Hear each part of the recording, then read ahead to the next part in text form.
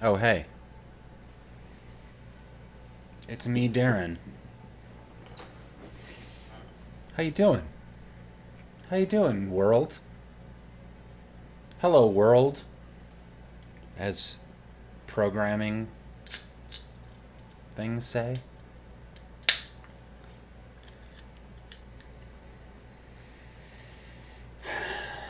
Just drinking a Pepsi.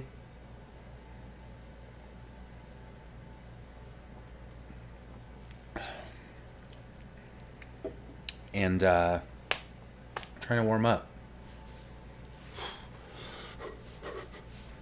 It's, it's cold in here because I'm trying to get my nest working the way it's supposed to. So, I like leave to go to work and like turn it down. But then I forgot to raise it back up when I got home. Then I took a nap and woke up. And now I'm freezing. Also, I woke up from the nap with 10 minutes to go before I had to stream. I was like, you know what? I'm hungry. And it's National Peanut Butter Day. So saith the wise Orlando. Orlando? Orlando. No, not Orlando. Hey, Ralph. The fuck's up? How you doing, man? I hope you had peanut butter today.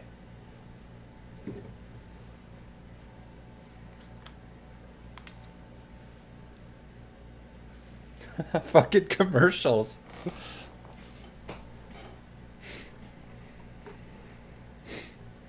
You back? Let me know when you're back, Ralph.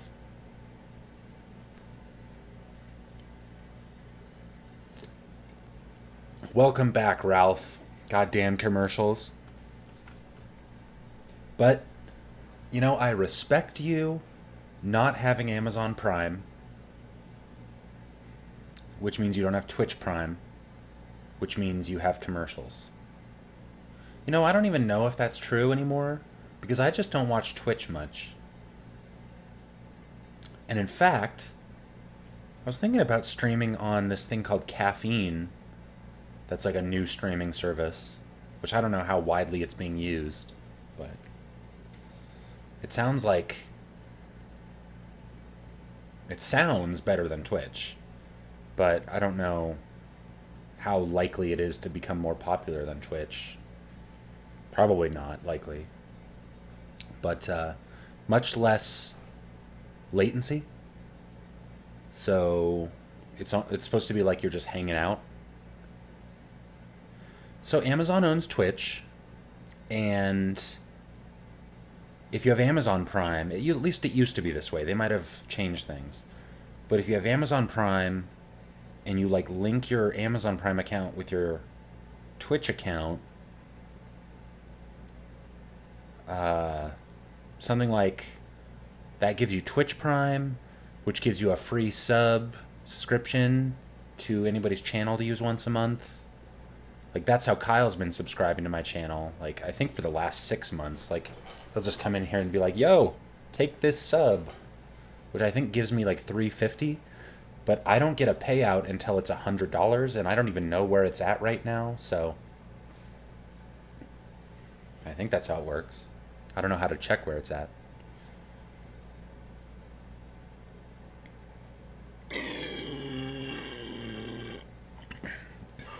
Excuse me, sorry, that's the demon trying to get out. Like, Finn Balor learned how to just bring the demon out when he wants, but... Well, like, a few months ago, like November or September or something, Amazon changed it so that Twitch Prime might make it so you still have to do commercials, but, like, there's another thing you can pay for that gives you no commercial... Like, I don't know. That's how it used to be, is all I'm saying. So I mean, never mind all of this. Sorry. Okay. Yes, I like hanging out too, so maybe I'll check into Caffeine and then lose all the followers. Planescape Torment. is a video game. And I still have... It's so good. And I still have a majillion quests. Like my skills have increased. Oh, yeah, because there was a bug and it, like, didn't let me see that they leveled up. Oh, I love the music here. No points, because he's not a thief. She's not a thief. Well, she is a thief, but fighter skills have improved this time. What is this? Free League. Indepts. Indepts are individualistic bloods who have banded together to protect themselves from the other factions. Truth? There is no truth. Just live free or die. Hard. You know how it is. What is she? Chaotic neutral. Chaotic Irish.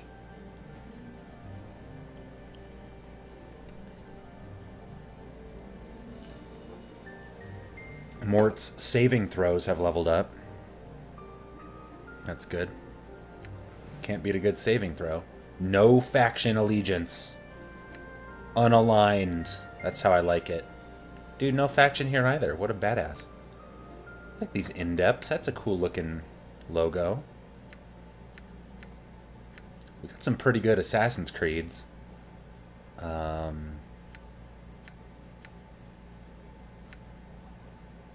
Okay. Yeah. So everyone else is non-partisan, but she's independent. That's not confusing. Okay, did we talk to Kasai Saris? I don't even remember what the fuck. Karina needs a friend. Vivian's personal scent. Yeah, exactly. That's it. She's like a die-hard atheist.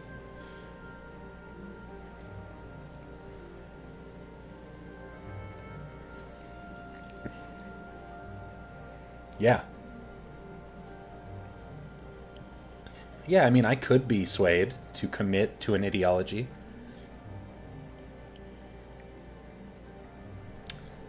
Crimson Veil. Speak to 10 students. I think I talked to them all. But there's Nenny. I think I just talked to Nenny. I hadn't talked to Nenny before. And Nenny knows where shit is. But she can't say mean stuff or something? Oh, we've met before.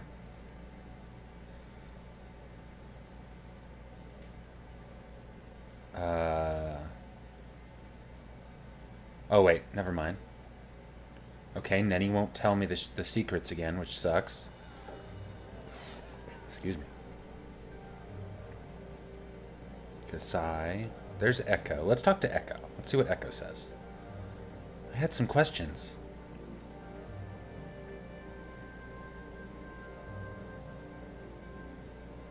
Do you know who or where the 10th student is? May I ask why you can't communicate? Was your voice stolen? Updated my journal. Do you know of any way to get your voice back? I swear I'll look for a way to return your voice. I'll look for something that would give you a voice then. Updated my journal. Huh. Let's keep talking. Oh wow, I can't fucking do anything?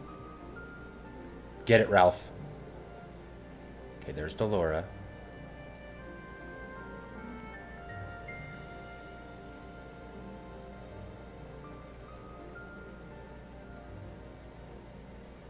You may wish to ask Nenny. Vivian utilizes... Okay, that's it.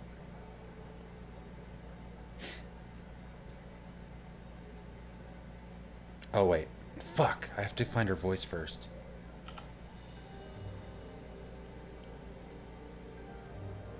Help Echo. Wait. Her voice was stolen. Kamashi Addertongue sneaking out of Marissa's chambers. There we go. Glad I have this journal. So Marissa snuck out of Vivian's chambers with her scent. So I'll talk to Marissa and Kamashi. Okay, and I've talked to 9 brothel ladies. Alright. So this fucking guy's in here. And that's Juliet. And no one's in there. That's Echo. No one's in there. This is a cool looking place. No.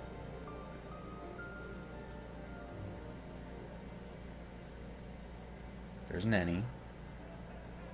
Hey. Oh, okay, so let's talk to Marissa. More pointless questions, Marissa.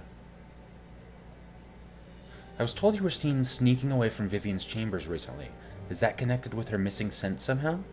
Updated my journal. Yes, I've been known to creep into Vivian's chamber for some of her perfumes, though I doubt you'll meet another here who hasn't. If you're implying that I've got her personal scent, well, feel free to sniff around. You'll not find it on me or in my chambers, I assure you.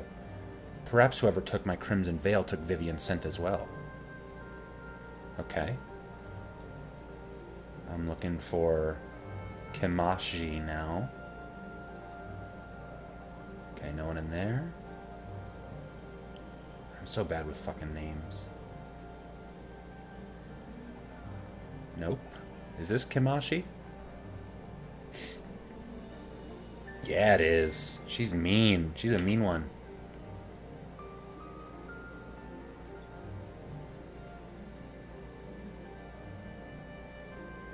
I was told you were seen sneaking away from Marissa's chambers recently. Is that connected with her missing veil somehow? Who told you that? If I was there, Burke, I didn't take her filthy veil. Search my room if you'd like. I catch you sniffing at my breeches, though, I'll see to it you're never allowed in here again. Why would anyone ever sniff at your breeches? Updated my journal. Beats me. Someone's nicked more than a few pair of them, though. My favorite leather brassiere, too, with the iron studs. Alright. Updating my fucking journal. Often. There's Eve.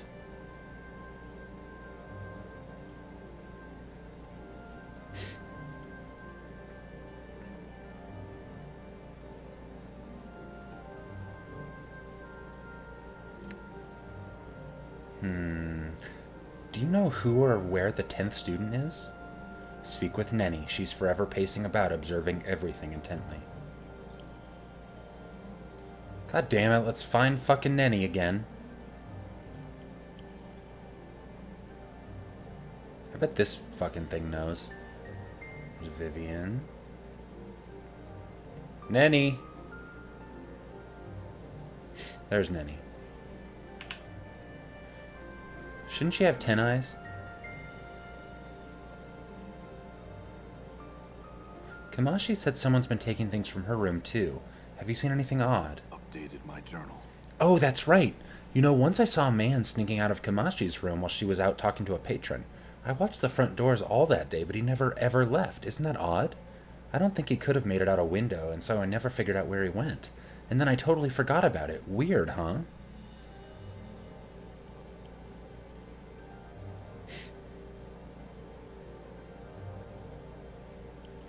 It's gotta be the fucking Armoire guy. It has to be Armoire. Alright. Listen up, you fucking Armoire. This is Luis, the talking Armoire.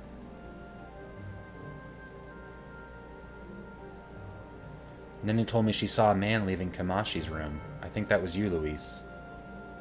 You think? Think? How could you be so alarmingly rude, so ludicrously presumptuous as to spout forth such an accusation without being absolutely certain of your charges? How dare you? Impertinent, brassy cur, why I oughta... As Luis rails and curses, his drawers open and close, you notice a small bundle of crimson cloth tucked alongside some clothes. The repeated opening and closing of the armoire drawers make it difficult to grab, however. You simply cannot move your hand quickly enough to snatch the crimson cloth from within Luis.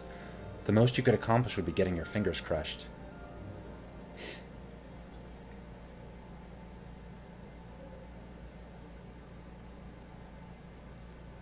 The drawer remains closed. You hear it puffing and wheezing from the exertion.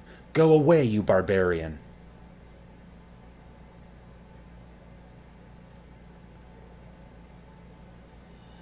Shan't, won't, never.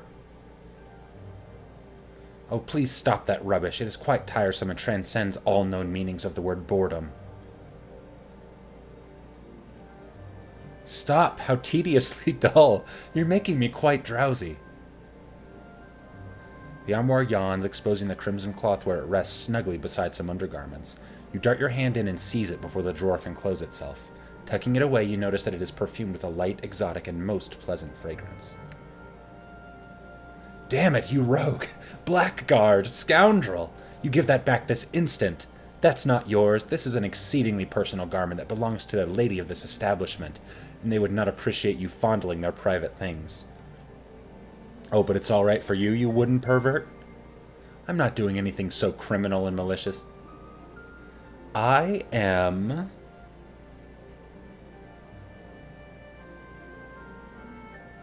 really soaking in... Okay. Farewell, Louise. Okay. So, quick save. Options. Load. Load. If this is my playtime, then I am 23 hours, 24 minutes in. I think that's what those are. Maybe that's the time of day, though.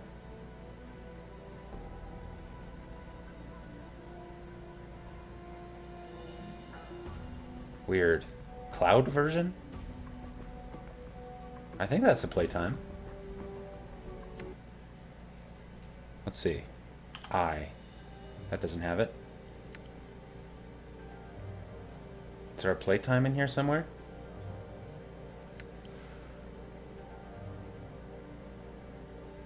%?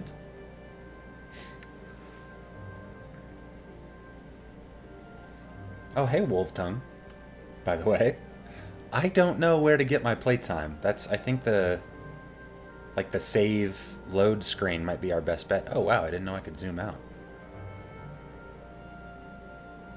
That's cool. I like it sort of like there, though. I'm gone. Okay. Let's go give...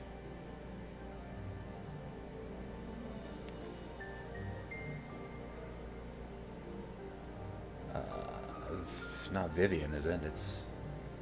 what's her name? Marissa back her face thing so I can talk to her. Marissa's cold, cruel voice hisses. Actually, I brought your crimson veil. Then would you please hand it over? I'll need something in return first. Of course, how perfectly mercenary are you?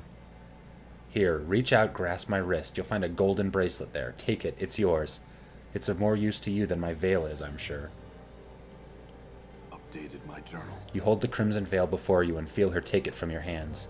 Ah, yes, much better. 2 shining points of red light appear before you as she opens her eyes. So that's what you look like. Perhaps I would have been better off with my eyes shut. Watch that forked tongue of yours, Marissa. Do not give me even started. I'm trying to find Vivian's scent. Do you know where it might be?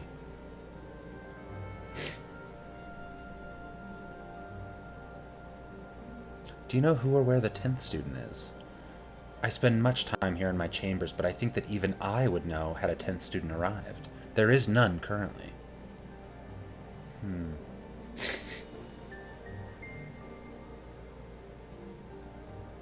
Why would I must have forgotten a question or something about turning a limb into a statue. I've learned some new tricks. Cool. Thief skills. Alright. 1, 2, 3, 4, 8, 9, 10, 11, 12, 13, 14, 15, 16, and extra 1 in detect traps. Look at that cutie pants. We're getting those level ups. Kasai Saris. I know there's a fucking 10th one somewhere. Alright. I bet the goddamn armoire also has the scent. Because the loincloth smelled like it. Or the... What is it? The crimson veil. The veil smelled like it. Let's talk to this dickhead again. He won't speak a word to you. Alright. Maybe not. It's not in here, is it? Like, I must have searched this. Okay. Wait a second.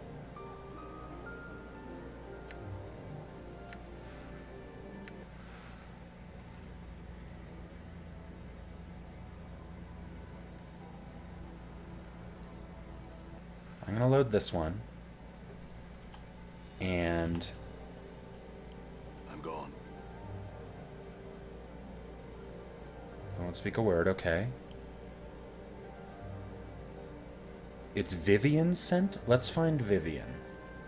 Because I think the veil might smell... Might be her scent. Might have her scent.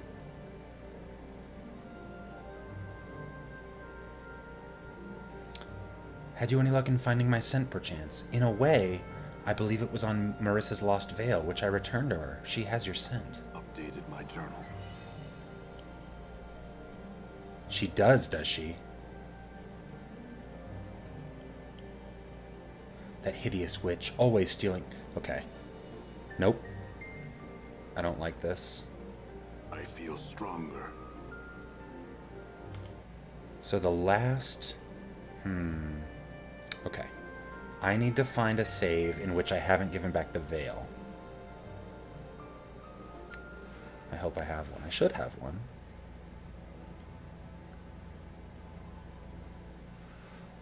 Here it is. Okay. Do I have the veil? Good. Scented veil. Okay. I'm gone. Come on, guys. Is that... No. That's Delora. Oh, Vivian!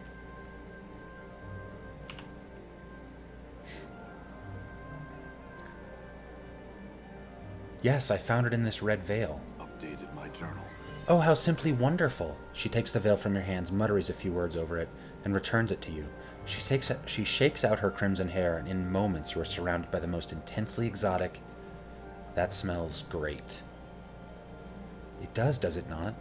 And as you have done a favor for me, so I wish to perform one for you. Stand close to me, scarred one. You step closer to Vivian. She takes your hand and, turning it over, takes a single cautious sniff of your wrist. Phew, she wrinkles her nose. Vinegar! Or embalming fluid?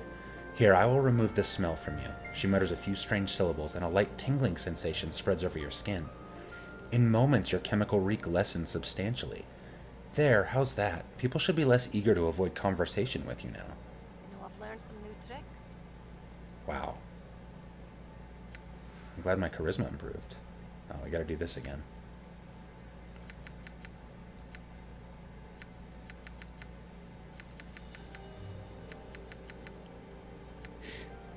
Okay. I do love charisma. Look at how high it is. I'm gonna talk some people into shit. Okay, so this is tricky because the fucking armoire stole both. But I can only give the scented... Excuse me. I can only give the scented veil to one of the two. I mean, then I can tell the other... And then they're also pissed, but...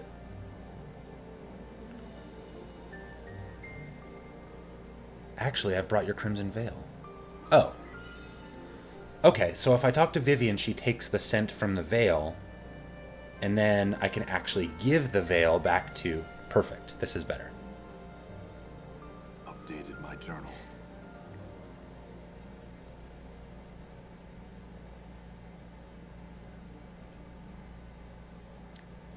Do you know who or where the 10th student is? Yeah.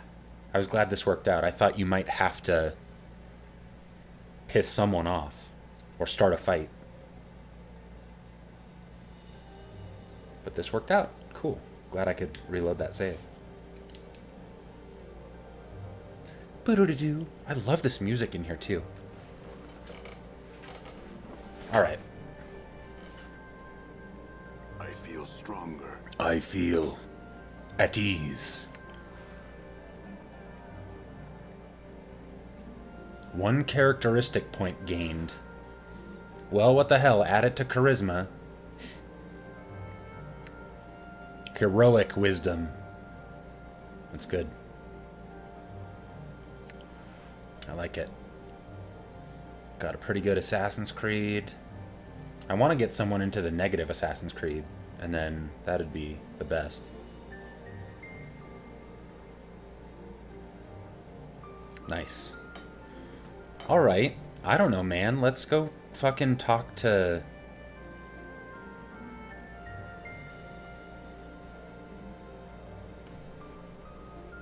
It is. It's such a prog song. Such a long drum solo. Oh yeah, Wrestling Courage is a good prog song too.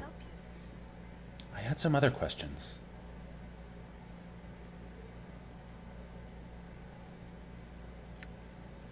I spoke to 9 of the students as you asked, but I could not find the 10th. How curious. I'm thinking the 10th student is me, in which case I've spoken to all of them.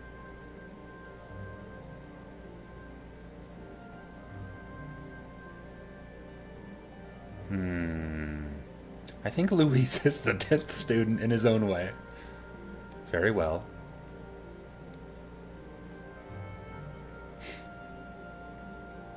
I've learned what it means to aspire to be a sensate, and that it is better to go in search of experience rather than to have it come to you. Teaching within a sheltered environment such as this only harms the student.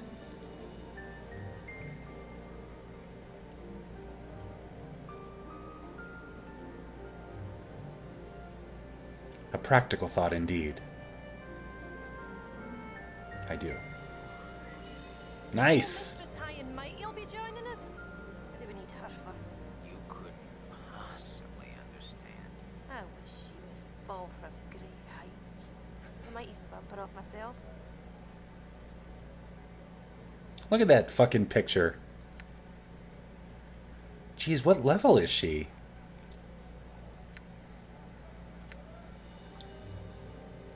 Seven? Okay. And she's a priest. I like it. Oh, that's... Dude, armor class 0? That's pretty good. Solid saving throws. Fist plus. Pretty high charisma herself.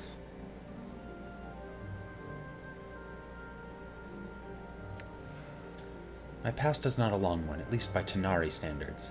I do not know if you're familiar with the Tanari. Okay. And the more you are revealed to yourself. Truth to the multiverse. Even if that truth is there is no truth. The faction is a sensates. Motto. Know the universe by experiencing it fully. The senses form the path to truth, for the multiverse doesn't exist beyond what can be sensed. So like a subjectivist? Lawful neutral, huh? I don't know if I like that. Oh well. What is going on with her hair? It's like blonde hair in a, I don't know, like going back. And then there's like spider bangs that are just brown up here. Just, it's very strange.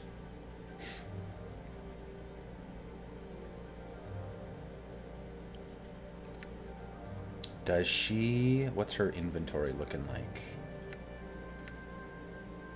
Fall from Grace's diary. Oh, please let me read it. This book looks like it is made from paper-thin silver sheets. The engraving of a woman is on the cover of the text, and there's a small lock on the side of the book. No matter how you try, the lock resists your attempts to open it.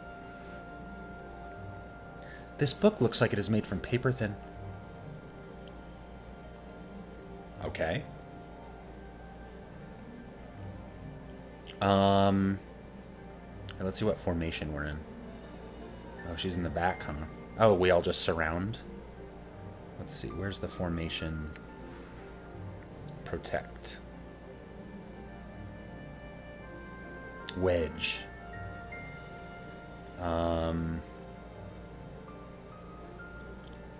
I'm gonna put Mort up here.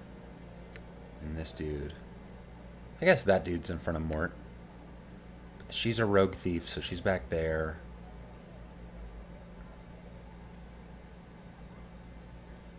That's fair. Yeah, I'll have to see how to earn that. Follow? Aw, it's like we're playing Chrono Trigger. Everybody just follows you. Cute.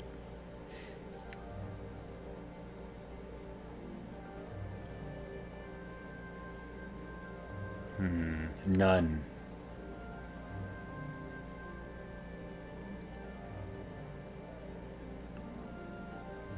Weird. Line? S? That's not an S. I guess protect is good, but... T? How's the T formation work? That's stupid.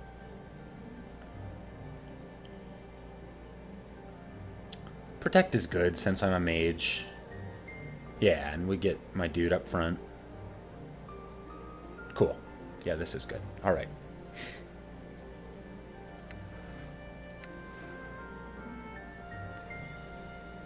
New save.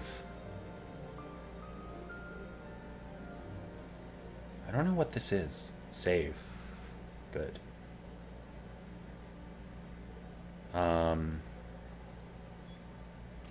Oh, you know what I wanted to do before I leave here is talk to some people. So let's talk to Fall from Grace. Yes.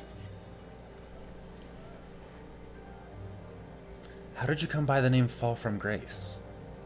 The meaning of names is a complicated subject. There's much to be said, and a great deal that is better left unsaid. Is Fall from Grace your real name? Perhaps, perhaps not. There are names which are given and names which are earned. Who is to say which is the real one?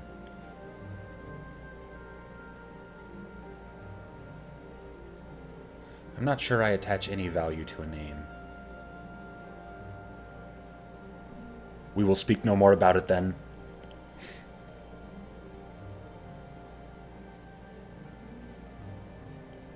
I think the name which is earned carries the greater weight.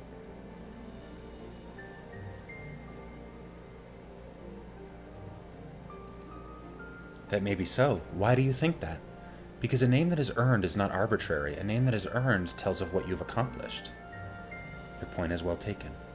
So why are you called Fall from Grace? Would it matter? It is an earned name. It matters to me. I'd like to know how you came to be called that.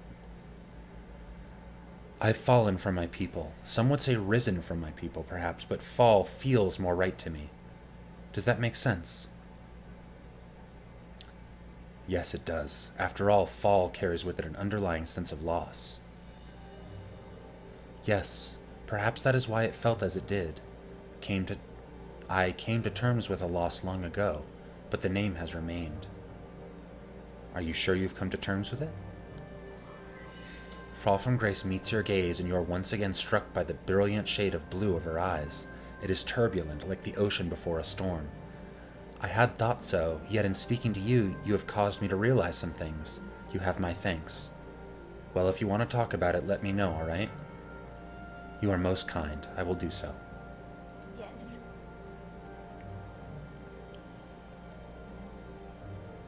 So she could maybe teach me how to be a priest. The art and the disciplines I practice are different. How do you mean? My powers, as you see them, stem from my faith, not from manipulating energies as the art does. The art is a mechanism by which the power of the multiverse may be harnessed, through gestures, rituals, and devices. My powers come to me through a different means. My faith and the nature of my belief allows some of the multiverse to reveal itself to me. The nature of your belief. What do you believe in? I believe in experience. I believe a person may be changed for the better the more of the multiverse they are allowed to perceive, and the more the multiverse is allowed to perceive them. My belief in the nature of experience allows me to... I suppose the best explanation is that my faith allows me to see things differently. When you see the multiverse in such a way, you learn how to change things, mending wounds, seeing a person's heart, and so on, just by willing them to happen. But those changes you make seem a lot like spells. How do you learn to do those things? Do you have a spell book? No, my spells, as you call them. They come to me after I have rested and centered myself. When I sleep and awaken, I can focus myself once more. The amount of faith required to change the multiverse around me can be quite taxing on the psyche, I'm afraid. Just being able to see how to change things is not enough. You must have the strength to make the change happen and last. I see. Can I ask you some other questions? Yes.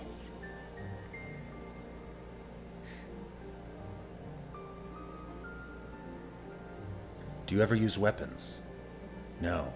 There is seldom the need, and I find that I cannot bear the touch of cold iron or even steel for long periods of time. In any event, I have a number of natural defenses that tend to discourage attackers. Such as? Updated my journal. The kiss of a succubus is lethal to mortals, though they rarely realize the danger until their death is almost upon them. I can resort to it when the need arises. Intriguing, frightening.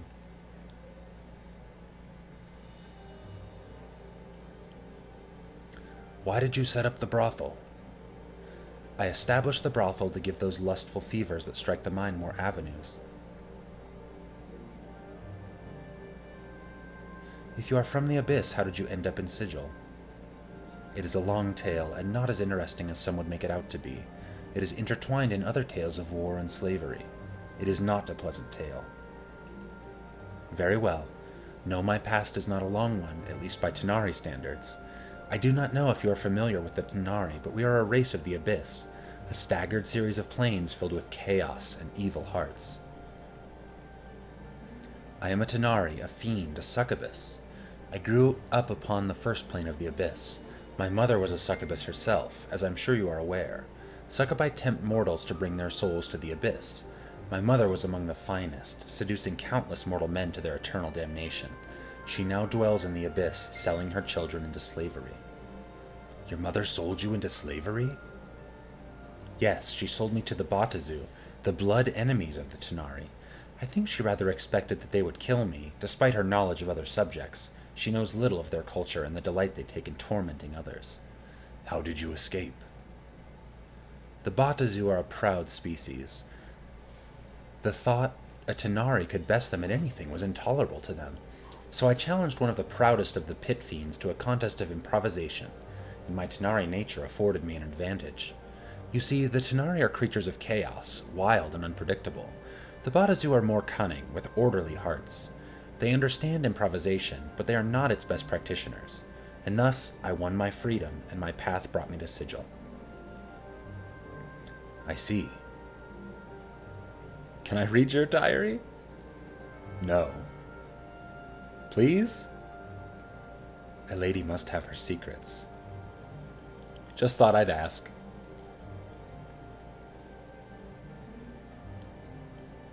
Yes. I wanted to talk about our companions.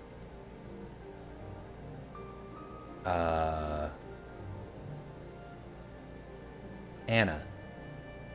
She is strong and capable, and she is quite passionate. I almost wish I had met her long ago and asked her to come to the brothel. Perhaps things might have been different. What do you think of her?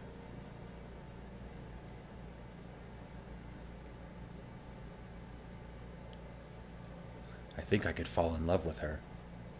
I hate her?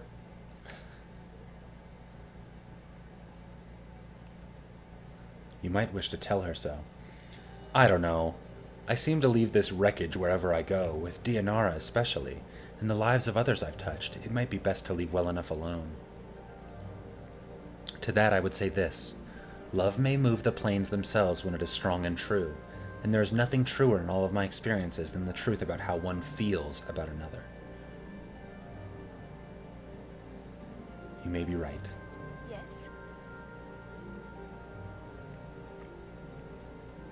Can you tell me what you know about the sensates? Devoted to experience. Could I join the sensates? To join the sensates, one needs only be a student of life. I've heard enough. Well, I have one more slot in my party, and I know specifically about a fire dude who can be freed from his plane of fire prison or something. So long, Luis. What? Guys, stop freaking out. Okay. I don't...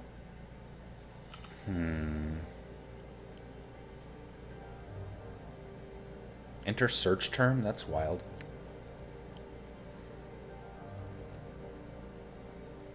The upper wards where Reekwind used to live.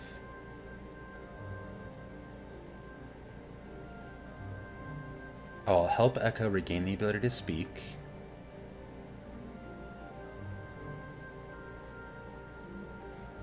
The other quests? Or the other party members?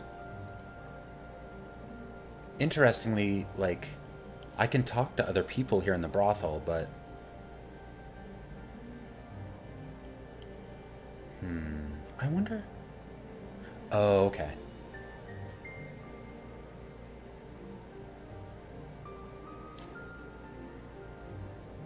Well, anything yet? I made my demands, but could gauge no reaction. He didn't want to fight me, though.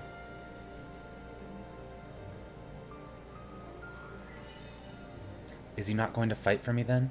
No, he won't. I recall him saying he was bored with things in any case. He said what? How could I have been so... Oh, it would appear as if my relationship had the troubles I so desired, and I merely missed them in all my melancholy. Maybe so. Farewell, Juliet. Cool, fixed that one.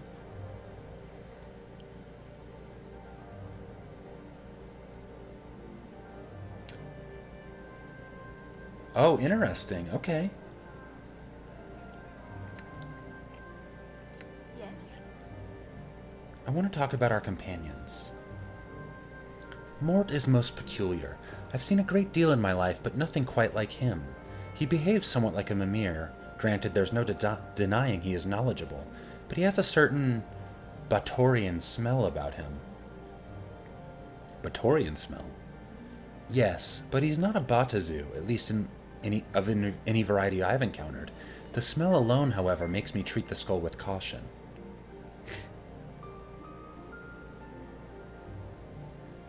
What do you mean when you say Batazu and Batorian? Bator is one of the outer planes, the home of a race of fiends called the Batazu. They are evil creatures, yet they are organized and lawful in many of their behaviors. Some might call them devils. They believe in contracts and hierarchy. In many ways, they are like evil bureaucrats. Batorian smell. Mimirs are encyclopedias of knowledge. The owner may ask them questions, and if they possess the knowledge, they will inform the user of what it knows. And Mort is a Mimir? I don't believe so. Mort lacks the silvery metal that Mimirs customarily have, and he seems to have an attitude of his own. Such qualities are not present in conventional Mimirs. He may be one, but he's unlike any I've ever encountered. I don't believe Mort is a Mimir either. Perhaps there is some test to verify his authenticity, but I would not do one if you value him as a friend. If you do, then you must accept what he has told you. I like Mort. I don't want him to, like, double-cross me.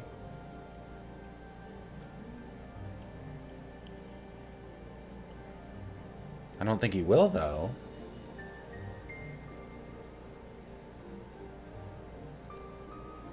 Interesting. Okay. While we're talking to party members, it's about time I talk to my guy again. There are things I would know, Dakan.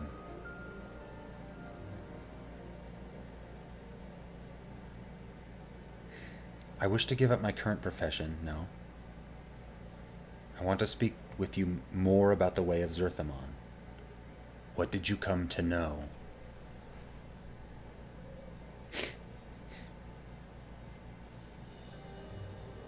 Updated my journal. Did I not do this yet? Excuse me. I guess I didn't. In the meantime... Alright. Well, I meant to do the second circle now, so I'm glad I did that. Oh, cool. I was thinking you could right-click. What is this? Oh, yeah.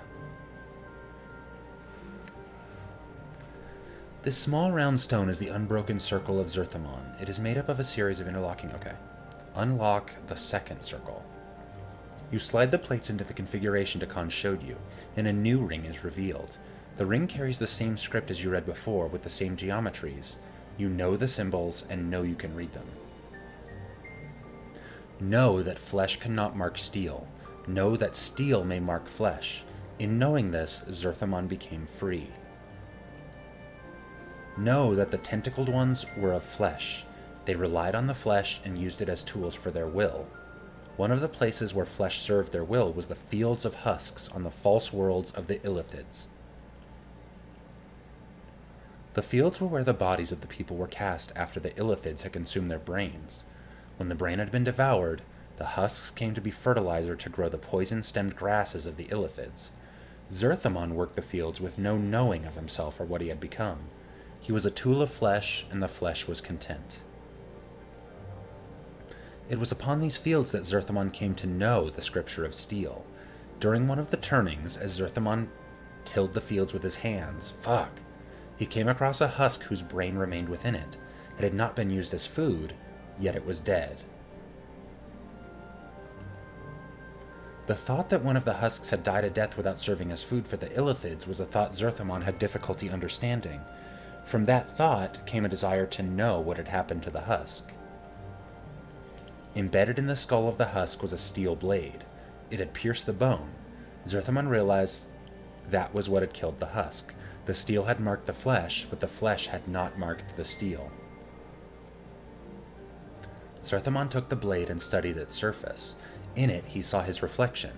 It was in the reflection of the steel that Zerthamon first knew himself. Its edge was sharp, its will the wearer's. It was the blade that would come to be raised against Gith when Zerthamon made the pronouncement of two skies.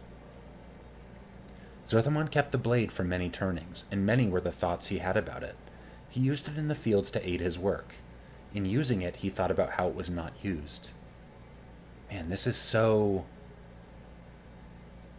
I don't know, obscure? Evasive? I don't know, like, the word know is used maybe so often and maybe so, like, to mean so many things that it's hard to know what the fuck it means. But then again, what is it? The Githzerai think it means everything. Yeah, very much. So maybe that's the feeling I'm supposed to be getting? The Illithids were powerful. Zerthamon had believed that there was nothing that they did not know, yet the Illithids never carried tools of steel. They only used flesh as tools. Everything was done through flesh, for the tentacled ones were made of flesh, and they knew flesh. Yet steel was superior to flesh. When the blade had killed the husk, it was the flesh that had been weaker than the steel. So we're talking about, like, hardness now? It was then that Zerthamon came to know that flesh yielded to steel.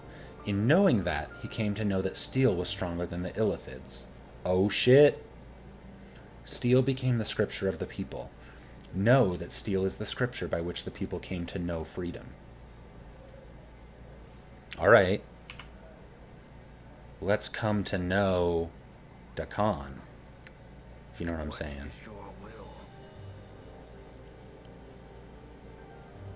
It does make sense without it. It's just like... there's such an emphasis on it. There are things that I would smurf Dakan.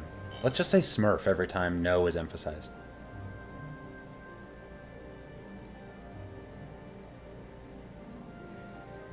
Can I talk to you about your teachings? I have read the Unbroken Circle of Zerthamon. I want to speak to you more about the way of Zerthamon. I learned that not knowing something can be a tool, just like flesh and steel, if upon encountering it, if you attempt to know its nature and how it came to be. So this is just the story. I don't think this is what he wants. I think he wants this. Yeah. You have seen the words, and you have seen beyond them. You've come to know the second circle of Zerthamon. He takes the circle, and with a deft motion he twists one of the links, so one of the plates slides forth. But strangely enough, the stone still appears intact. He hands the plate to you. Meditate upon this teaching, and the knowing of it shall give you strength. When you have absorbed it, you shall know more.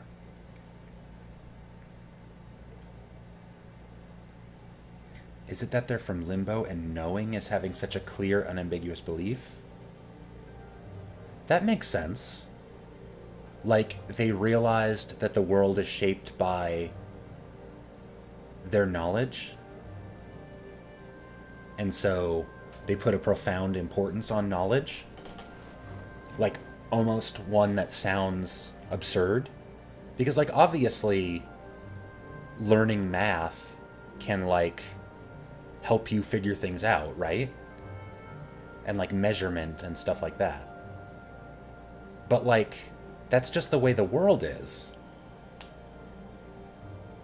I don't know. I guess I don't know. Takan's fingers feel around the edges of the stone circle and he twists it clockwise. The links clicking until they have settled into a new configuration. He then reverses the motion, resetting the stone. The next circle of Zerthamon is open to you. Study it, then I will hear your words. Okay. So I'm going to go ahead and save now. And then we'll read some more Circle of Zerthamon later. Knowing is about mind to world fit. Yeah, exactly. That's a good way to put it, Ralph. I don't know, let's go back into the annex or whatever the fuck it is and see if they say anything about specifically this stone. This is the one that was like there's no name on, right? Its writing has been scoured away.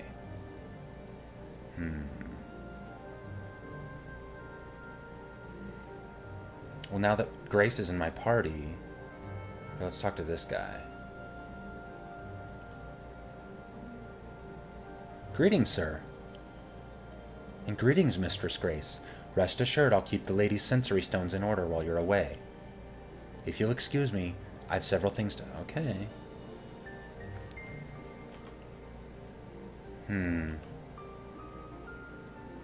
Guess not. But he said hi to her, that's enough.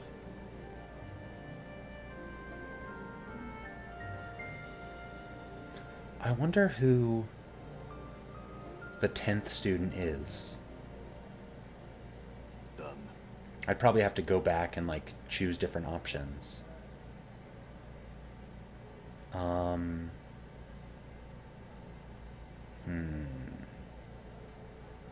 Oh, well. Let us... I don't know, let's go see if that mage trainer is in there yet. Maybe I can get trained up. Maybe I have to rest first, though.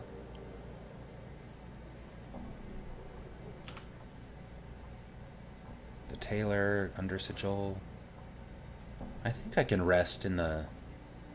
I can rest somewhere.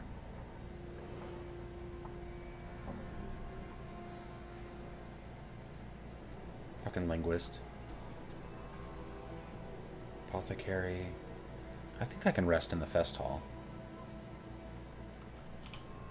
I'm gone. Fest in the rest hall.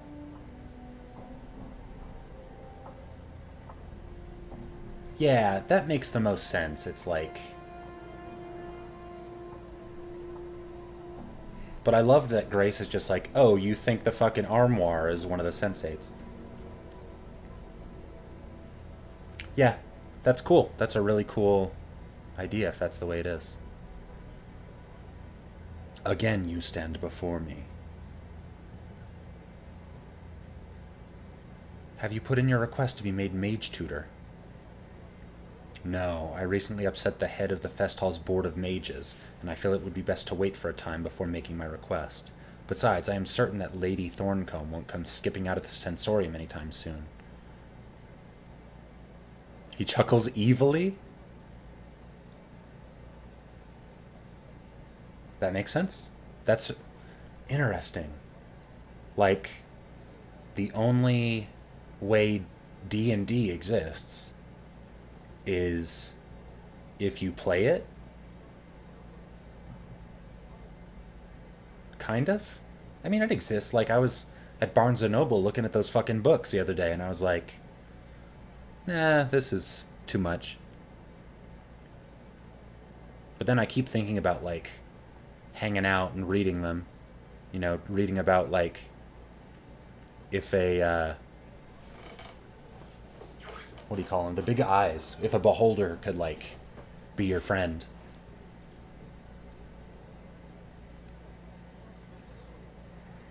Alright, so it's not a quest per se, but I don't know, maybe I have to get Lady Thorncombe the fuck out of there.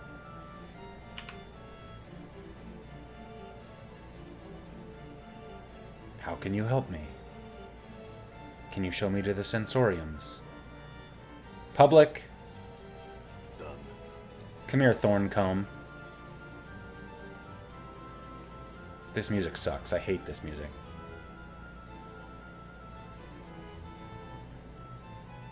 There she is. Listen, Thorncombe. I hope you have not come here in an ill-fated attempt to drag me back to the training chamber.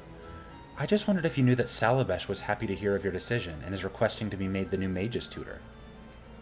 Salabesh? That portly little oaf. The man couldn't magic his way out of a mildewed sack. Now what is this decision you speak of? Why, your decision to remain in the sensoriums and to no longer train less experienced mages. Updated my journal. What? But I... Asinine. Wholly asinine. Should you see Salabesh again, tell him not to bother. I shall return to the training chambers at once.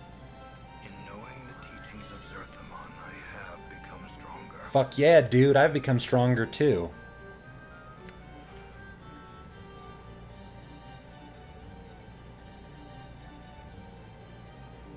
Hell yeah. Oh, that was... She did a quick pray. Alright, while we're here, let's get sensoriumed. I'd like another session. The standard. Tender love. Supernatural lust. Yeah, let's get it. One of the smaller chambers, 7 rooms clockwise from the stairwell. Light blue. Okay. Let's go to the stairwell. 1, 2, 3, 4, 5, 6, 7. Okay. It is light blue in color. Look at all these sensates. Guys, get in the room with me. Nice try to path fucking find. The planes and this whole story within the planes are just mental objects that you're constructing as you play. I think there is a lot of that kind of self-referential thematic stuff. Yes, it's great. This game is meta in a way that's very smart and that I really like a lot. You find yourself coupling with a succubus, a creature of such intense otherworldly beauty that even her fiend's horns and thrashing tail give you no pause. She gasps under you. You desire her so completely that the whole of your existence seems focused towards this single goal. As your life explodes from you in a starry burst, I guess that's what a succubus does. You hear the delighted laughter of the succubus as she drains you dry, leaving your body but a soulless husk. The experience seems to have stirred some long-forgotten, vaguely similar memory in your own mind. You feel as if you've gained something from using the sensory stone. Okay. Yeah, when it first said you feel your life explode from you. I was like, are they calling semen life in this metaphor? But literally you die, right? Or go to hell or whatever.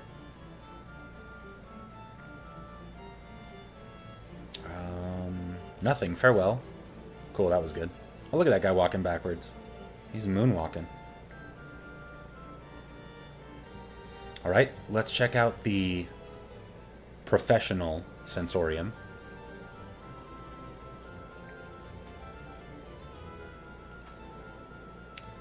Take me to the private sensorium, then. Ooh, good. Alright. Look at these badasses. So these ones I don't have to axe to use, right? Oh, who's that? Quell? Let's get the map done. A lot of people in here. Okay. Is that the map? Yeah, it looks good. Alright. Only 3 in here, so I should be able to use these. Let's talk to goddamn Quell? You can't just... This older man is chewing on something, muttering softly to himself. After a moment, there is a crack as he crunches down on the object in his mouth, then swallows it. His bushy, brassy white eyebrows furrow for a moment, rise, and then furrow again. Greetings. Without so much as looking at you, the man reaches into his tunic, pulls out a puce-colored ball, regards it curiously for a moment, then pops it into his mouth. I said, greetings. The man frowns and waves you away, then nods to himself thoughtfully as he savors the flavor of whatever he puts into his mouth. I've got some questions. The man smirks, bites his thumb at you, then abruptly pauses. His cheeks swell, and with a violent gag, he spits up a large black fly which begins to buzz around the chamber. Minerosian candies be damned, he cries, shaking his fist at the insect. He whirls on you. What? What do you know of Ravel Puzzlewell? Do you know any sailors? How about a game of Lucky Hit? Do you always traipse about molesting puissant mages with your ignorant prattle? Babbling, blathering, chittering, chattering! The candy shoots from his mouth on chattering, flying into a high arc to land on the floor with a wet plip. He stares at it sadly. I'm sorry about your candy. Oh, pick it up and eat it. It was so tasty, too, he mules. He suddenly looks up, snarling. Sorry? As you should be, you piking dung beetle. Mages deserve respect, and bashers like you should know their proper place. He begins to jump up and down. Proper place! Proper place! This guy is a fucking goofball. Calm down. I care not, you yeasty, beef-witted pignut. His eyes bulge out and he jabs his finger at you. Now off with you! Off with you! And do not return without being prepared to show the proper respect. Come bearing tribute, a gift. He suddenly draws close and whispers from the side of his mouth. Candies or chocolate would be nice, but nothing common, mind you. Bring something exotic. Now be gone. Updated my journal. I bet he wants the chocolate Quixote or whatever it is. You know what? Let's check out these stones first. This sickly green stone is securely fastened to the pedestal. The messenger. As you touch the stone, its green exterior sharpens, clashing, its brightness becoming more than you can bear, so much so you close your eyes to shut it out. As you close your eyes, you feel the skin along your arms become numb, as if all sensation is being bled from them. Tired, so tired. You try and blink, yet the darkness remains. Your lids feel soft and sluggish, unresponsive. You are sitting on what feels to be a dirt floor, and around you is the smell of coppery blood and herbs? Why are you here? You came here to what? Your memory fails you, but you feel a growing panic beginning to well up within you. Ah, awake now, are you? A questioning all a-done? The voice is an old woman's, thick and scratchy, as if it was trying to force its way past a thick layer of dust. Try as you might, you cannot open your eyes and see the woman, but you feel a shiver of fear. Something is wrong, terribly wrong. You try to respond, but all you can manage is a ragged croak. You can't feel your tongue. And your eyes? And what's wrong with your eyes? Now, a see me you did, a spoke you did, and poorly. So price have you paid, The crone sounds amused, then her tone drops sharply. No more of your questions. Now you will listen, and you will remember my words, for in minding me you shall live. Not if you hear me, or another bit shall I take.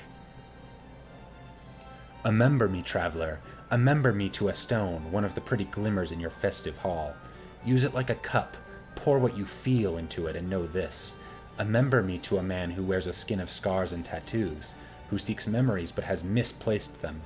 If smart he is, he will know the knowing of me. Tell him to find me, or if I am not to be found, tell him to come to the Glimmerstone, and we shall speak, my precious man and I. The woman pauses, then hisses again. Nod if you hear me, ragged thing. Ah, pretty polite to a listen so long. When he comes to the Glimmerstone, tell the man to speak my name, and your pain shall not have been in vain. The crone's voice trails off as if distracted. You try to speak again, but there is only a sick gurgling noise. What happened? Who is this person? Why are you... And you begin to feel yourself slip into unconsciousness. Ravel! Ravel, it is I! Updated my journal. Ravel? Ah, my precious man. There is the slow shuffling of feet, and you feel a sharp pinprick in your left eye. You gasp, and you suddenly, barely, you can see with your one and only eye. You lie in a gray hut upon a dirty floor, where blood, your bright red blood, has seeped into the surrounding gray dust. Your arms are gone, your legs have been hacked off at the knees. Yet, you feel numbed, and there is no pain, only fear. There's someone above you, someone looking down on you. As you look up through your bloody, blurred vision, you see a horrid bluish-gray face, grinning with yellowed tusks. Ravel is pleased. A wondering I was if this messenger would make it, for weak he was when his bits were placed on my plate. She holds up a talon in front of you, and impaled on the tip of it is an eyeball, the right one. Yet to the festive hall he returned, it seems, and our time too together he shared, and now you have come. Success! Ravel, I have many questions for you. The crone shakes her head, your blurred vision seeing 3 images at once. Her grayish hair is like brambles drifting down her shoulders. No, only time for answers does Ravel have. She has no time to waste with your guess questions. Know this, and in the knowing grow strong. You must find me, my precious man. But how? I do not know. Updated my journal. Shh!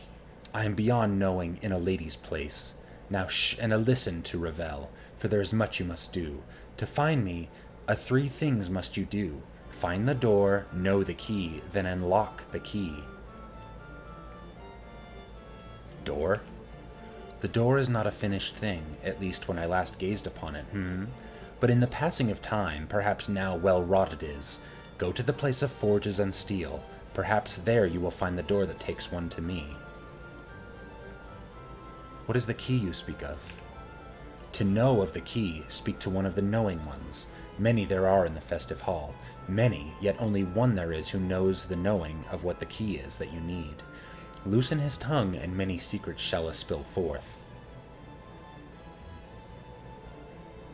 When you say unlock the key, what do you mean? Knowing the key is not enough, so Ravel thinks. Knowing it and unlocking it, 2 tasks that must be joined. For at times, a thing knows not its nature, but you are no stranger to that. Ravel cackles a long, hideous cry that fills your ears with pain. How am I talking to you? Is this someone else's experience? Of stones and experiences and telling will Ravel do, but not the telling of how she speaks to you now. She speaks soothingly. Many are the branchings and twistings of Ravel, and many are her secrets. I need you, and I need you knowing of this. Farewell, Ravel. Return. I will give you what help I can. Ravel gives a final smile, a horrible yellow-fanged grin. A blackish tongue darts from her lips and lingers at the edge, teasing. But in the end, only the one question remains. What do you mean, Ravel? Only one question, this I ask. Ravel's eyes blaze like fires, the red light turning her face blood red. What can change the nature of a man? At the question, you feel a tremor pass through, like thunder, and you feel yourself burn. Your vision clears until you are standing once again before the hideously green stone. It looks different than before. More horrid, somehow. Jesus. I feel like I should have gained XP for that.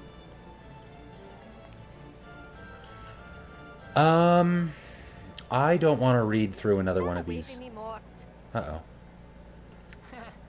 I can't stand anywhere. It's just a leg thing, you know? Find a way, scum. That was weird. But I can't read through another one of those yet, especially if it's that long. So I'm going to go get my dude his chocolate, whatever the fuck.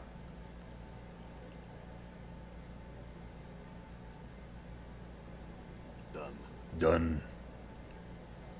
I'm trying, when I read the Nameless One's lines, I'm trying to use his voice, but it's so, like, here, that it's hard for me to talk like that much. Ah. Wait, where are we? It's so gravelly? Oh, there's my note from Ferret I put on the ground.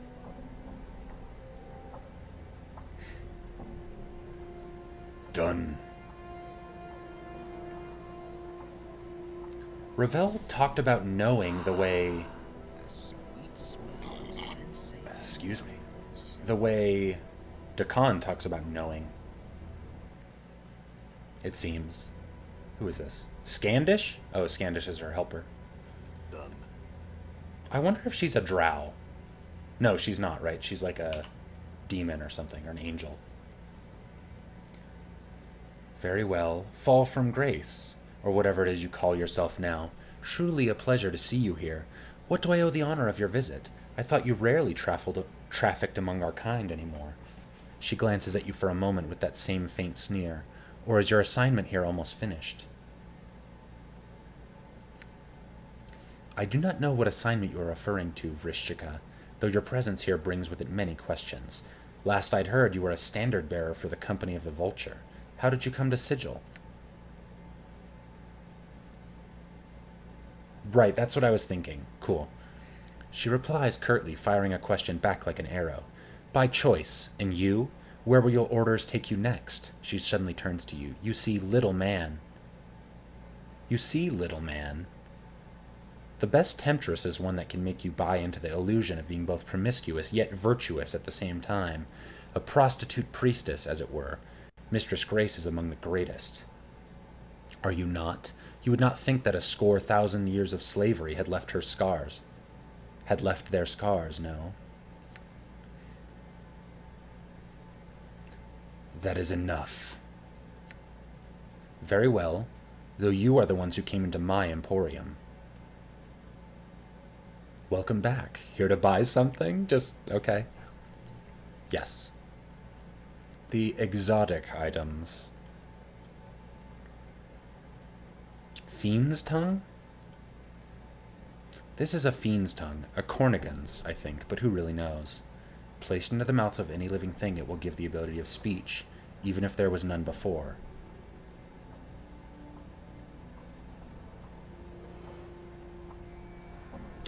You acknowledge that it could give Echo back her voice, but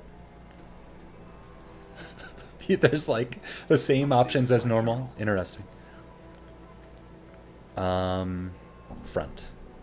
Chocolate quasit. You examine a twisted little imp creature sculpted out of pure milk chocolate. It looks delicious, does it not? Imported from the lower plains. These are rare, you know, and quite prized by lovers of chocolate and confections. It's a real quasit, a fiendish familiar, polymorphed into chocolate by powerful sorcery. Give me that.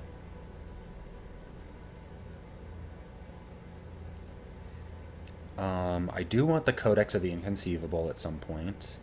I just don't know why. Tattered rag doll. Yevra's Ring of Almost Invisibility. Okay.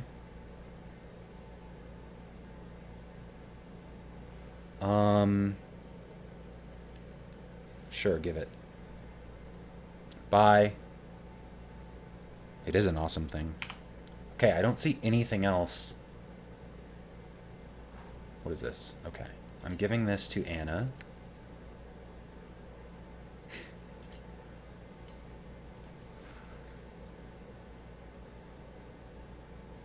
Where it becomes really, really close to being invisible. Oh yeah, the baby oil is so stupid.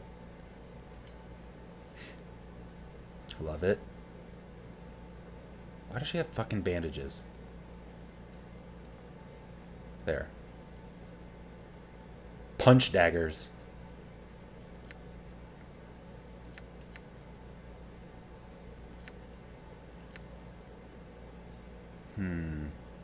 Wait. Why do I have this? What?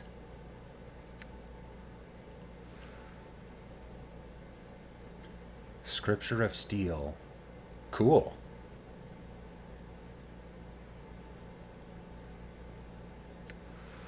Nice. Oh, I got the Quasit. Look at that cute thing. Statue of the Wizard in the museum. That's awesome. Well, the first time I don't remember getting a spell, but definitely the second time. Man, I love this negative token.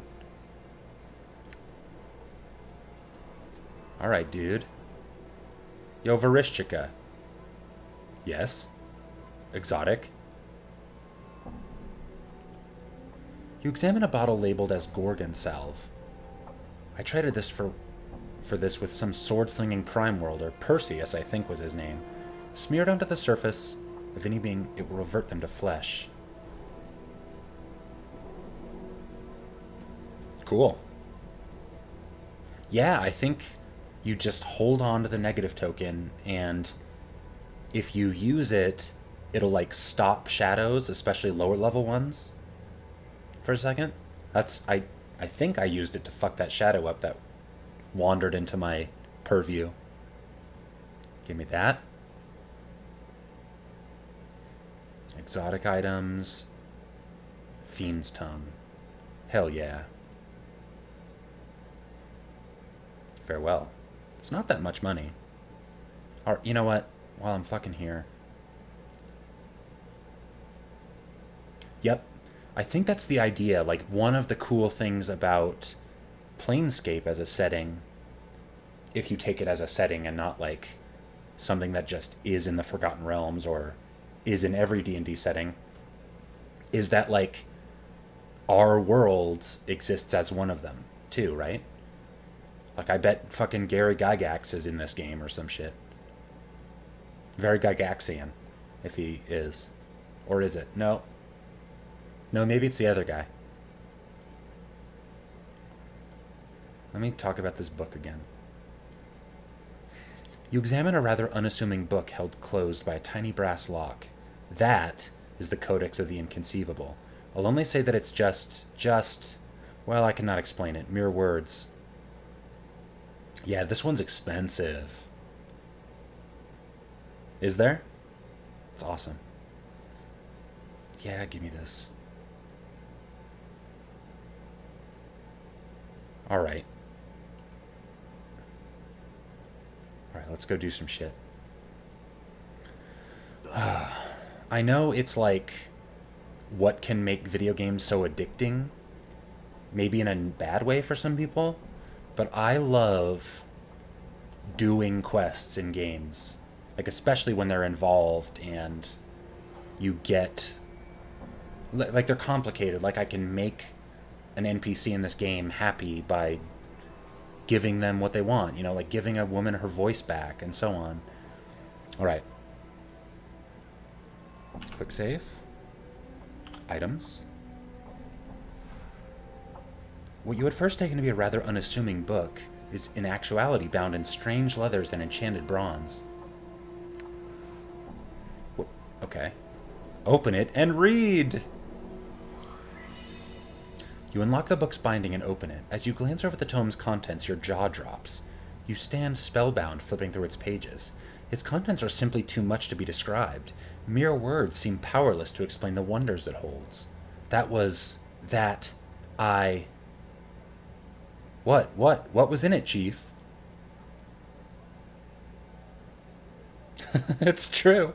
I think this is all this book is going to be, like, something they couldn't even write text about because it's inconceivable.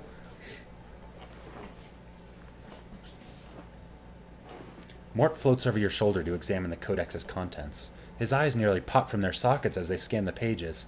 Ooh, but wow. You stand thoughtfully for a moment, looking down at the codex before closing it and reverently putting the tome away. God damn it.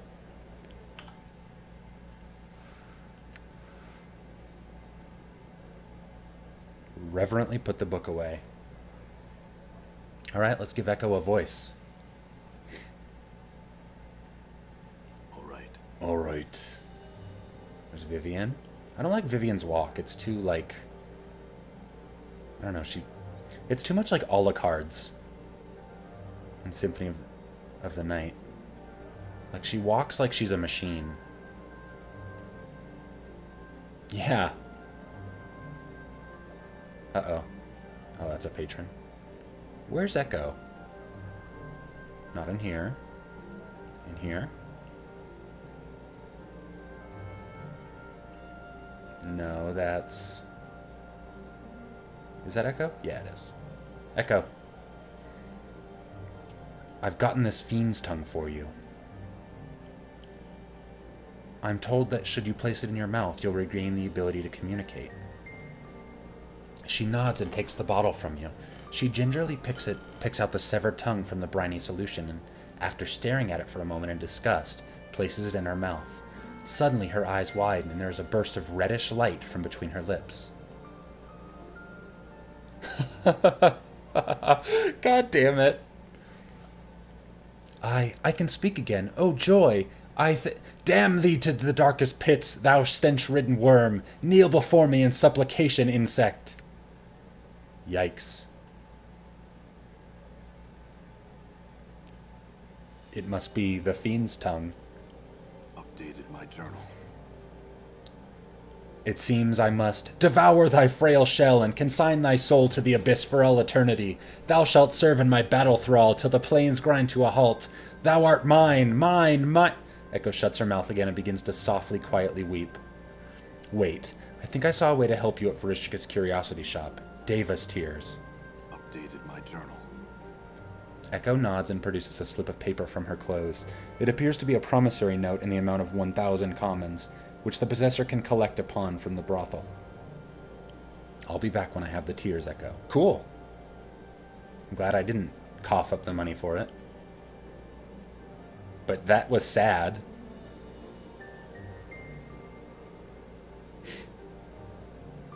Oh, I love the music here. I can't imagine not being able to talk because your voice was stolen. Then you try and you're just... all you have are, like... damnations. Is that what that... kind of? The sweet smell of sensates and governors. Shut up, Mort. Yeah, such a devil mouth.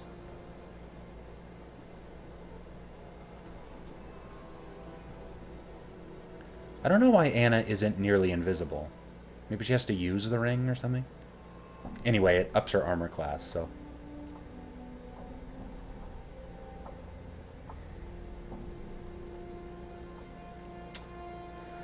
Isn't a devil kind of the same as a demon? I mean, lore-wise, I think they're used differently. But, like, I've heard of the devil. And then, you know, like in... you know, in Dante, there's... I'm no demonologist. Fair. Devilonomer. Devilonomer's a good one. In Dante, there are, like, multiple different ones, you know, like there are sub-devils. I can't remember their names now. Deva's tears. Updated my journal. These were collected from a Deva who was captured during a blood war skirmish. It is said their touch will soothe the most savage anger, even that of a fiend's tongue.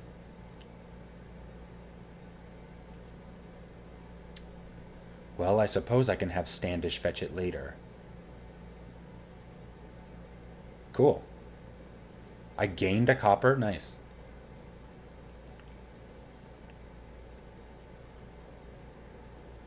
All right. There's a hierarchy of devils and archdevils, yes. I don't know if Dante's Inferno, even though that's one of the best, from what I recall, that's one of the best, like, descriptions, that and Paradise Lost, of hell, and of, like, what happened to make hell. But I don't think it's canon, per se. There are probably, like, religious texts that are supposed to actually, like, detail, I don't know, the different levels of that type of shit. But, like, I don't know, like, what do we consider that? Is that just fantasy? Is religion fantasy in some sense?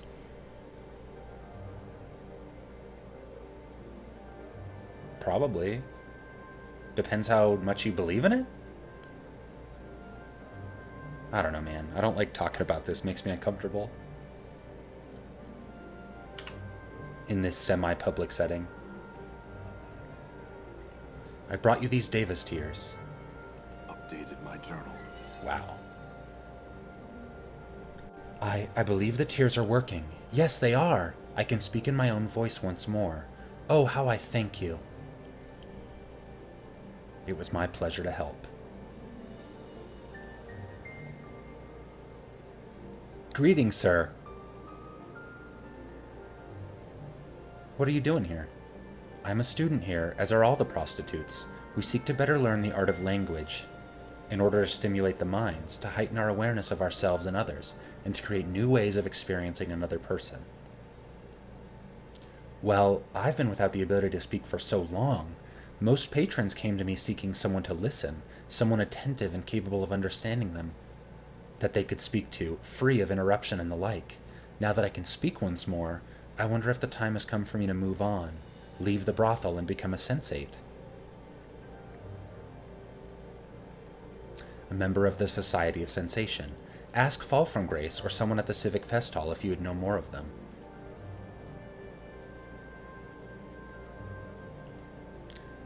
In fact, I do. Not only does she exist, she has children. She what? Updated my journal. One of them is here at times, Kasai Saris. She is a child of Ravel's, though she is loath to accept the fact.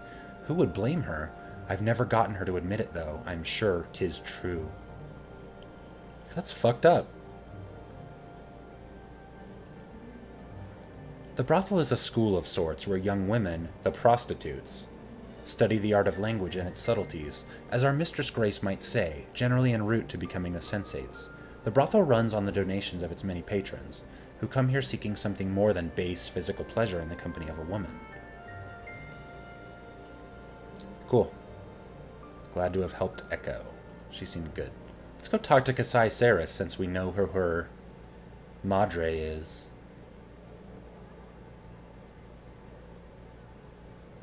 There she is, cutie pants.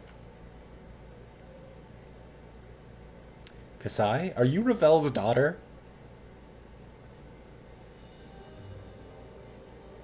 What? Where'd you hear such a thing? Echo told me. Updated my journal. Ridiculous. I think I'd know if that wicked hag was my own mother. Now stop bothering me about it. Who is your mother, then? Who is your mother, then? I don't know, all right. My father raised me. I never knew her. But do I look like a night hag to you? Well, there is the skin, and the eyes, and maybe the teeth, too. Perhaps we'll speak later, but I'm no longer in the mood. Farewell. Do I have to rest, or are you alone? Don't worry, I don't stay upset long, obviously. Something I can do for you, Are you Ravel's daughter? God damn it.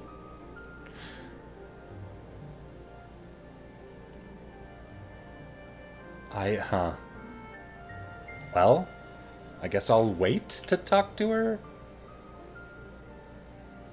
I don't stay angry long. Do I have to, like, tell my party members to leave or something? Yeah, I am.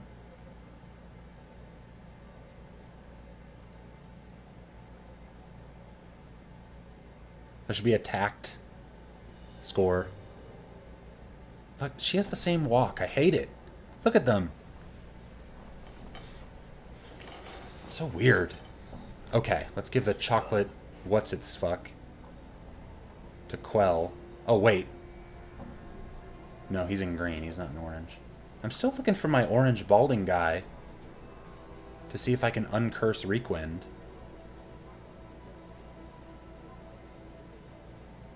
No, how do you get to the basement? I think I went to the bedrooms.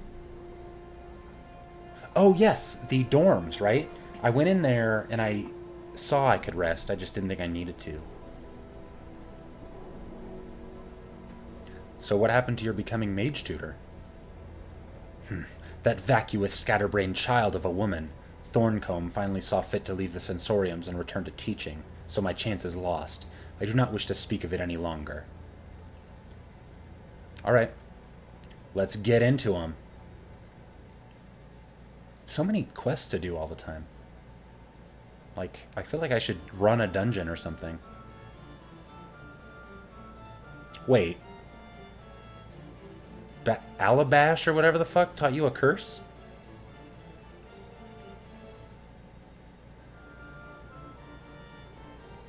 Salabash? Salabesh? Do you know... Oh, wow. Do you know of a cursed man named called Reekwind? Updated my journal. Reek? Oh, yes. Jumble Murder Sense cursed that man. If I recall correctly, why? Seeking to get his curse undone. Good luck. Only Jumble can do that, you know. Within the Civic Fest Hall, I suppose. A short, portly fellow with a leering smile. Never speaks, so it'd be hard-pressed to get anything out of him. Cool. Still didn't learn a curse. Let's talk to Jumble... I'm gone. Monkey Tits, or whatever his name. Who sits here? Oh, is that... Why can't I...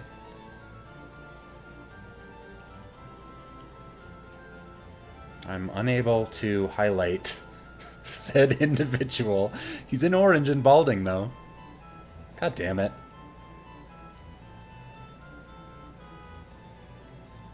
Yeah, he is. Oh, did he move? Did he fucking teleport or what? Bonk.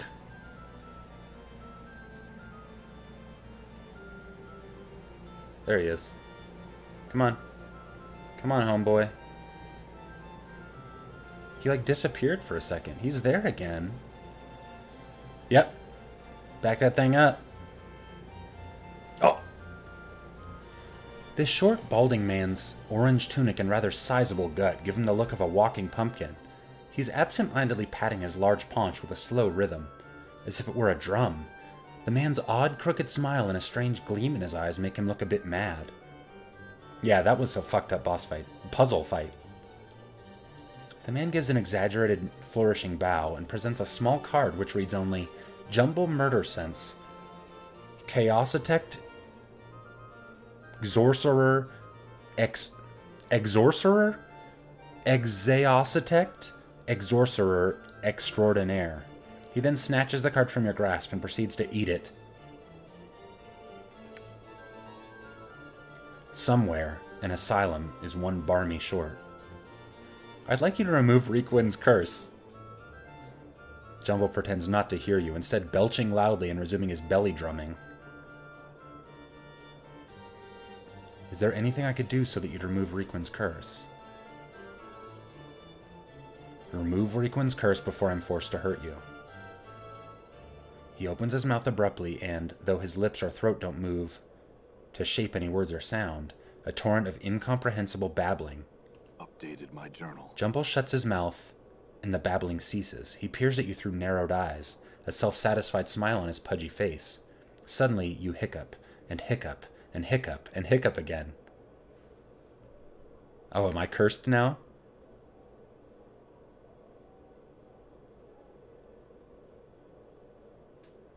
Whatever you've done, Jumble, undo it, or you'll regret it sorely.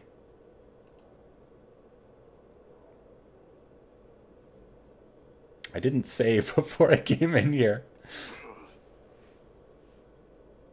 Oh, should I save now? I mean, I'm still going to be cursed. So stupid. Alright. I guess I'll quick save here and let's see what the last...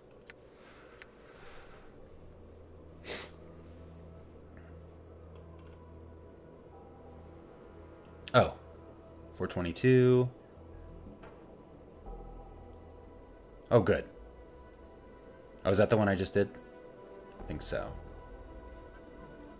Good. Autosave, I like it. Okay. Ugh. Such a dick.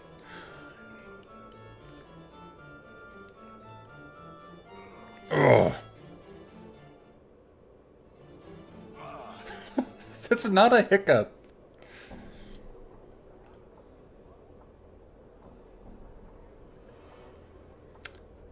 You're a master of curses. Perhaps you could help me. Help you? Doubtful. Well, perhaps I could. That sputtering mooncalf could never best me. Oh, the battles we used to have, though. But I'm past all that now. No longer my sort of thing, you see. I really don't know what I could do for you. After all, it's his curse.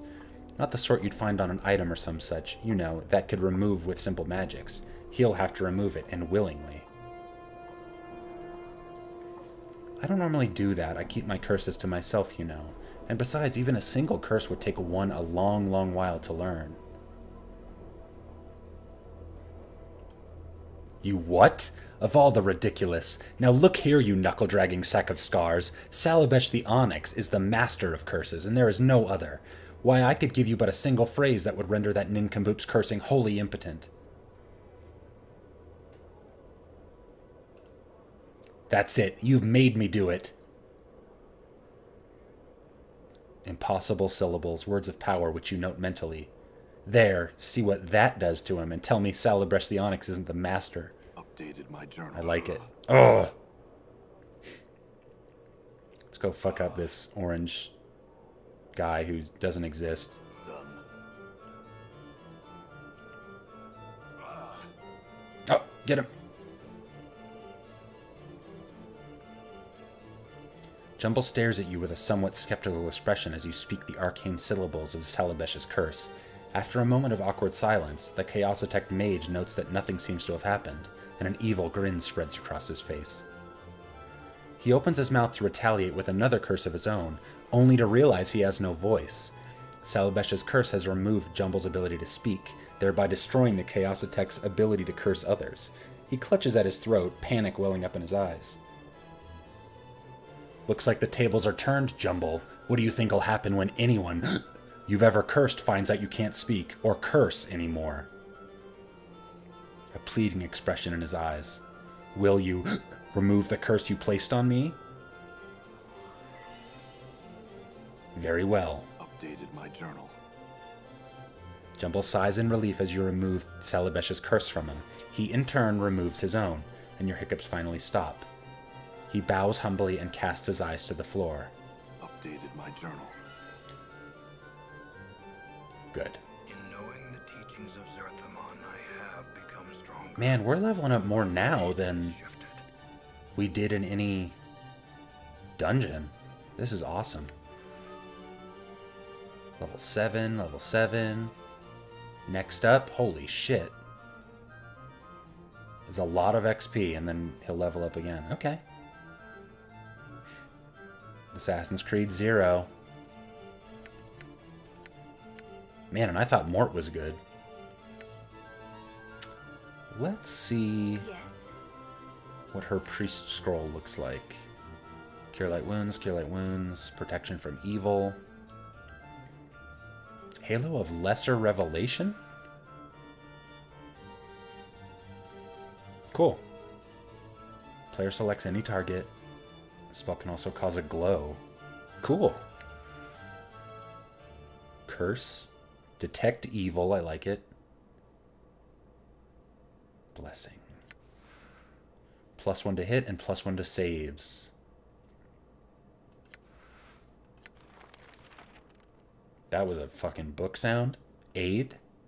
Cure moderate wounds. Spiritual hammer. Prayer. Call lightning.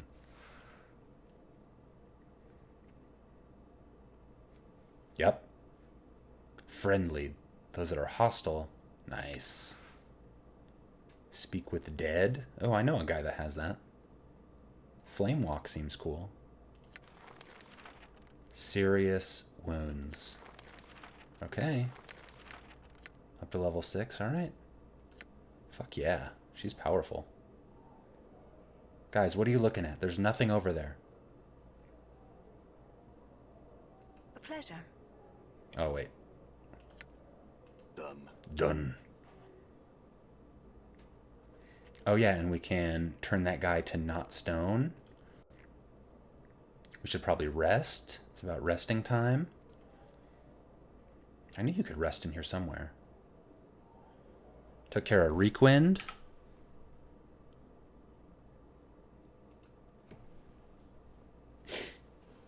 If what I've been told of her is indeed true, okay. Karina still needs a friend. I should probably go talk to Reekwind. Done. So many sensates everywhere.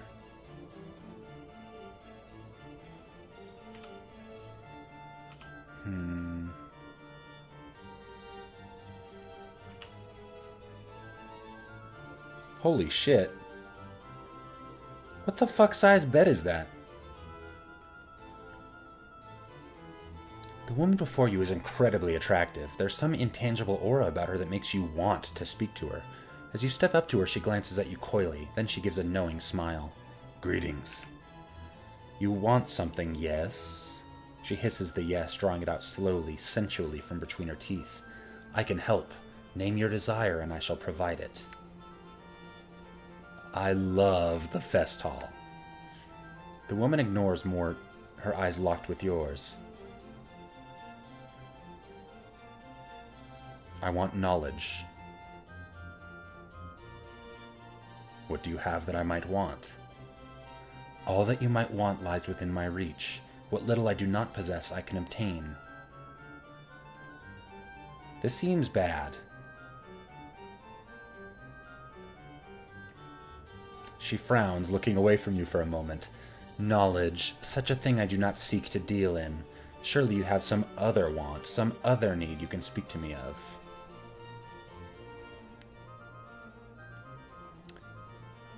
Much may be forgotten in a lifetime, and much more in several lifetimes. I can help you.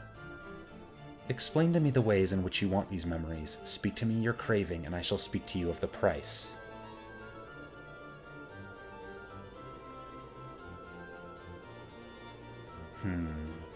This is bad.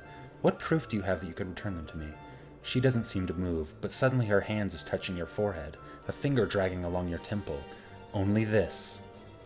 You feel as if the fog in your head has been peeled away, briefly, enough to catch a glimpse of remembrance, but before you can focus on the memory, the fog rolls back in.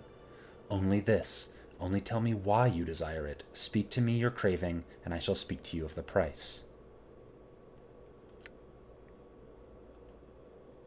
As you speak, her smile fades, and she leans forward attentively, her eyes ravaging your features as you speak. Her presence compels you to speak more than you normally would, and after a few moments, her eyes flutter closed as she gives a sharp intake of breath. Suddenly, the desire for your memories begins to wane. Your want slowly drains out of you, leaving only a cold emptiness in its wake. She opens her eyes again as you stop speaking. What is wrong, traveler? Do you no longer want your memories returned to you? No. I mean, yes. What have you done to me? She seems perplexed. Whatever do you mean? Despite her innocent demeanor, you're certain something unnatural has occurred. She has somehow siphoned off some part of your desire, stolen it away for some ghastly collection of wants, or perhaps to feed upon. Had you finished speaking of your desire, you're certain it wouldn't have been lost forever to you. Come now, is there something else you want then? Tell me of it. I'd best not. The fuck is that? Not talking to her. Done.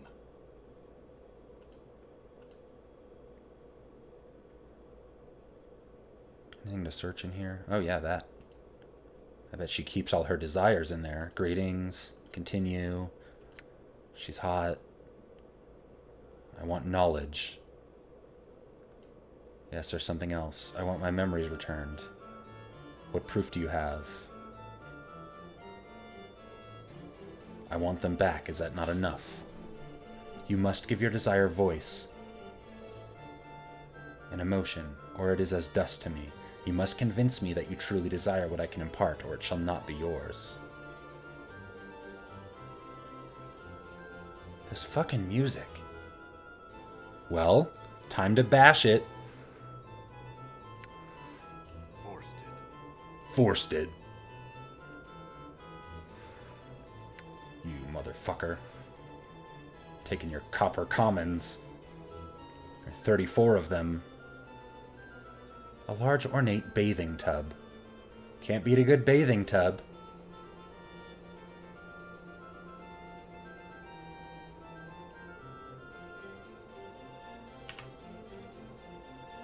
Damn it.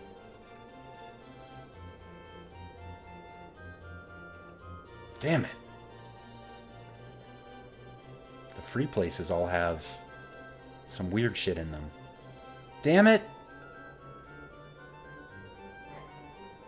Stop staring at my tail, you skull. Such a good bark.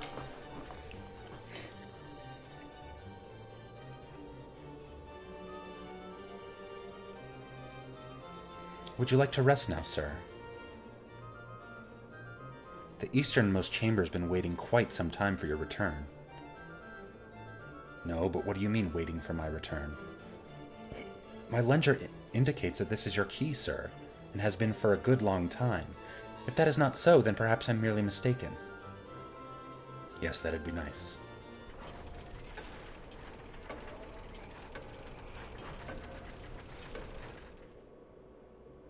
Uh-oh. You've rested for 8 hours. Do I have a key now? Hell yeah, I do.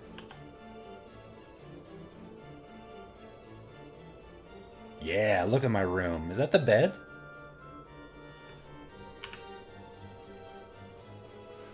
What?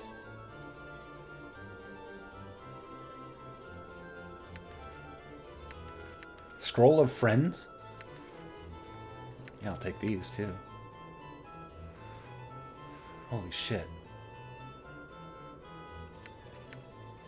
Damn it. Alright. Endure. Seriously. Your will be done. Dakan? Nameless one? Here, Dakan, look at this plate. Such good shit in here? Uh-oh. There's like a broom closet. Done. I hear your path is mine. Yeah, no, totally.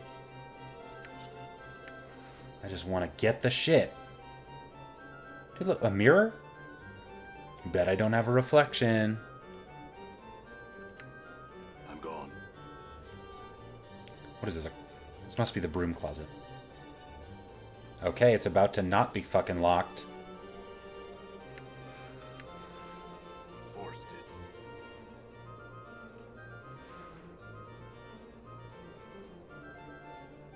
Yes, strategically. You know, for seeing how you look while in bed. D20. Dodeca? Is that 12? Stop it. Oh wait, I didn't take the stuff. Oh, I don't have inventory space. I will hear your will be done. 12, that's what I thought. D12, huh? Alright, everybody. You can see a small enclosed patio through these glass doors. Okay. My ass. What? What is this? All right. Cool. Man, I love finding my old shit.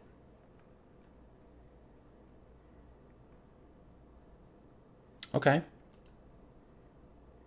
Let's learn some spells. These green ones I don't think I have. Yay. Yay. Yay. Dude, I have so many spells. I think my dude has these spells. Oh, shit. Level 5 spell?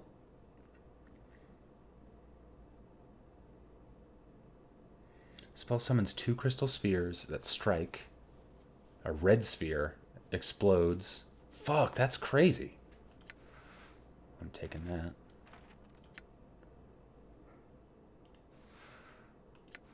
Cool. I hate that succeeded text because... Does he have this? Yeah.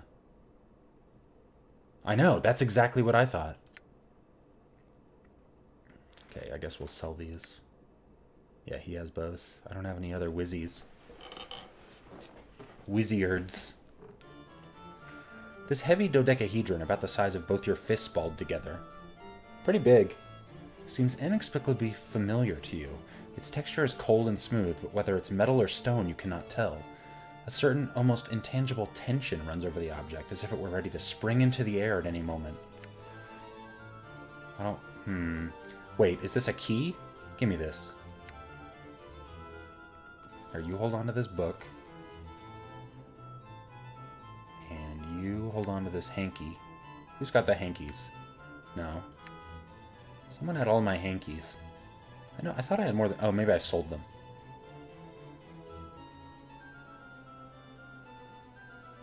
Corpse fly. Cockroach. These don't stack. Stack, you fucker. Yeah, keep that. We'll sell these, give it to her. I don't know, Mort, hold on to these charms. You're a big charm fan.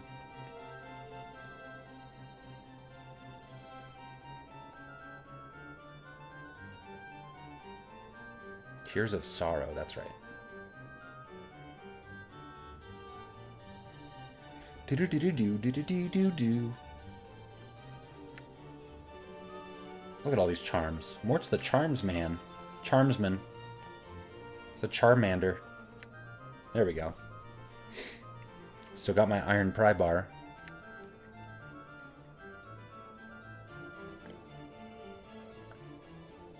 Oh, my chocolate. What's its fuck? Good, let's go give that to Quell. Running out of time on the stream here. I did rest, so everybody's back at full health. We found the secret chest back here. I want to go on the patio.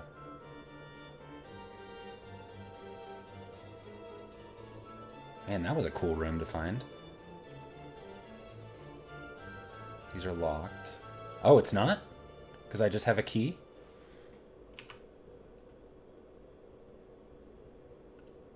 What are you two lovers doing in here? You doing love? There'll be no loving while I'm around.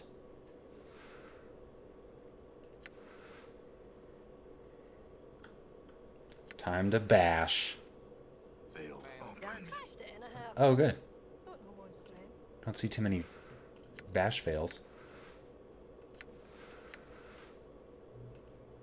Everybody bash. No, don't kill that guy. Why can't I bash again? Balance in all things. Get it, Decon. Damn it. I like our wings. It's enchanting. What's up? Am I cursed to never be able to bash again? Alright, Anna. Aye? Let's do some shit. I don't... It's like not working. Right. Okay. Well, I guess she got in.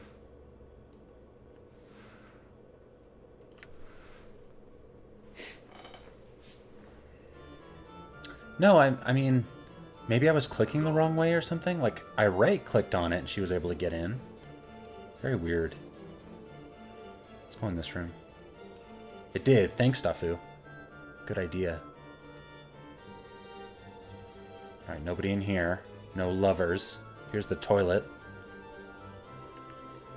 Curtain keeps the smells out. Nothing. Oh, who locked this? Failed. Open. Bust it enough. Thank you.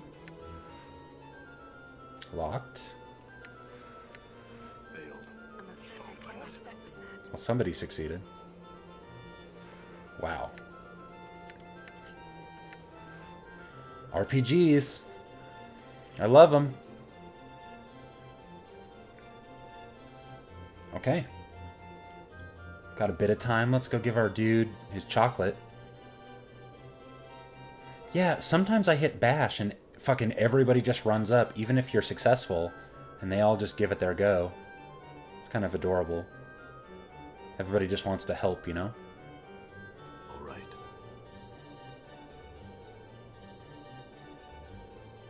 Okay, she like stretches her neck. What does Mort do?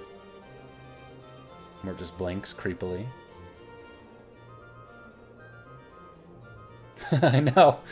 Hey guys, it's open. Ugh, I wanted to hit it too. Alright. Okay, everybody give it a hit.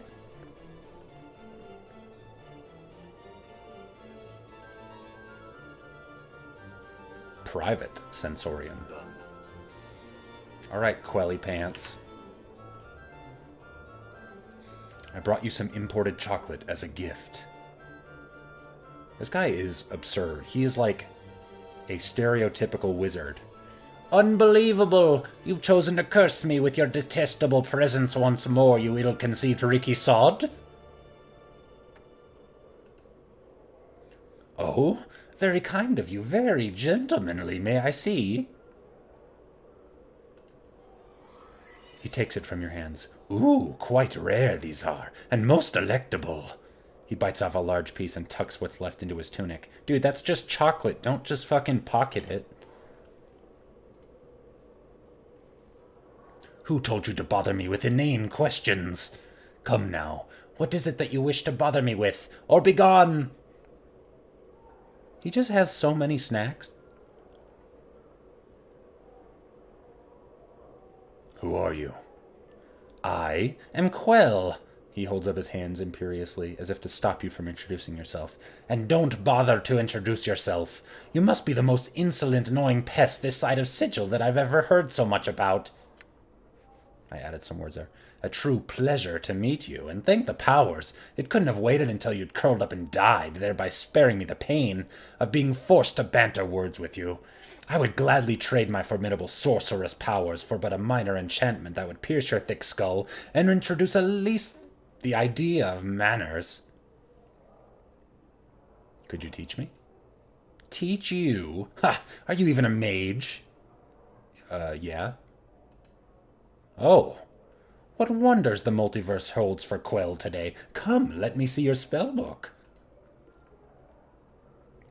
What is this trash? I'll tell you. Dung! Dung, dung, dung! How do you even pluck the spells from these stained pages? Have you been using this book as a bar towel, so soaked in spirits, glue, and blood it is? Do you not care for your spellbook? How can I teach someone who does not respect the art? Why does its appearance matter? Your spellbook's appearance should reflect your respect for the power it holds. That trashy little book of yours is suitable for only the basest of words. True spells shall be recorded in rare, precious inks, on sheets of vellum edged with gold leaf. Everything in its proper place, or not at all. He begins to hop about madly. Proper place, proper place. I see. Can you teach me or not? He shuts his eyes and massages his temples for a moment. Finally, he speaks in a cold, level tone. It is obvious I can teach you nothing. I may, however, have some spells you might wish to purchase from me. Would you care to see them?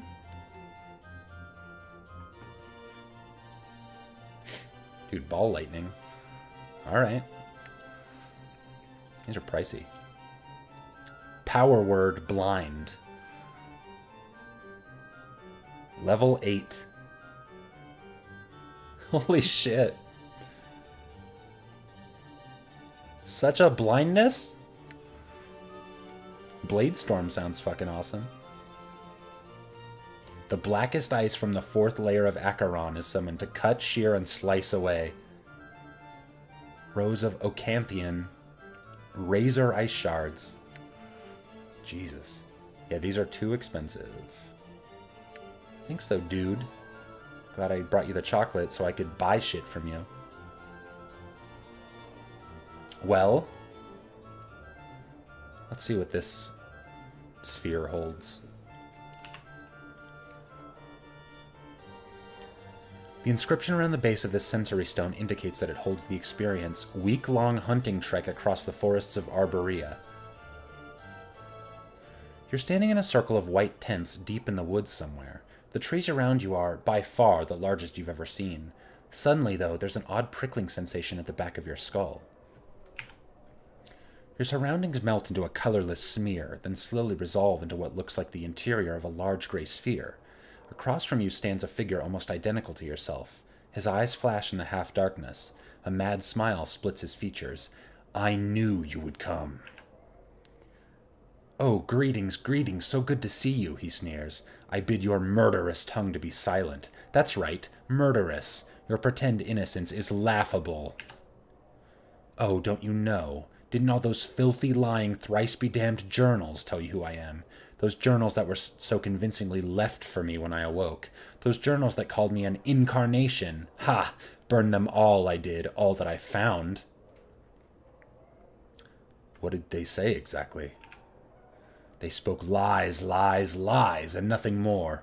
Filth about a man who forgets himself, other incarnations, of preserving their experiences in writing so later lives could benefit. Thieves! It's my life, mine.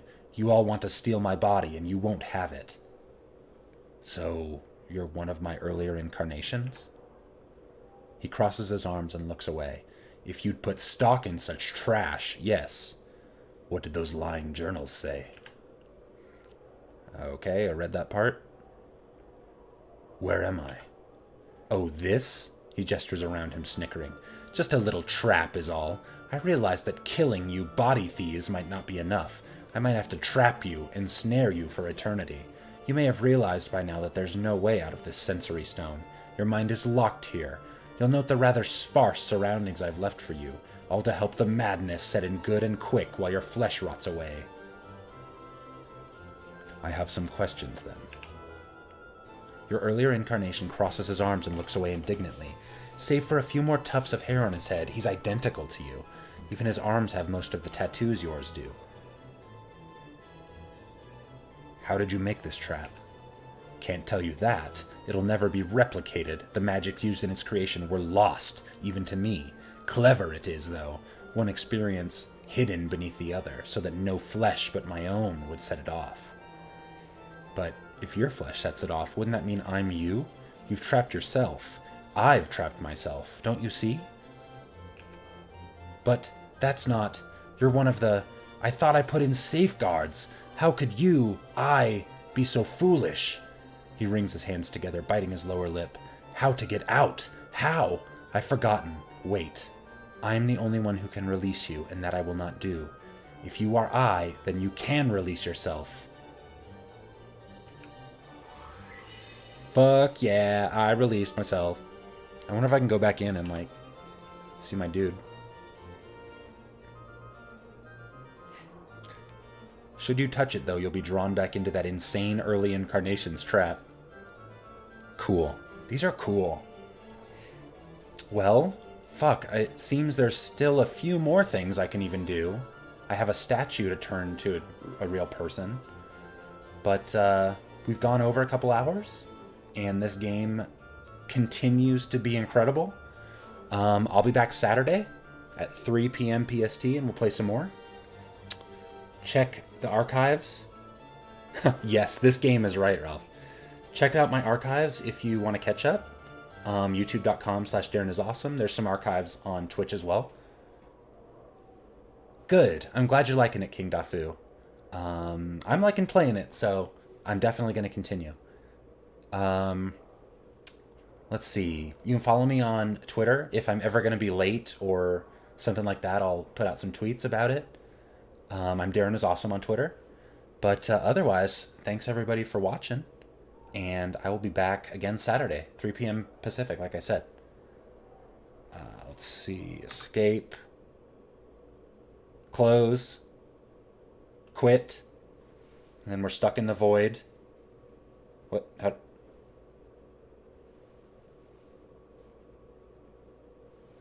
Bye, everybody.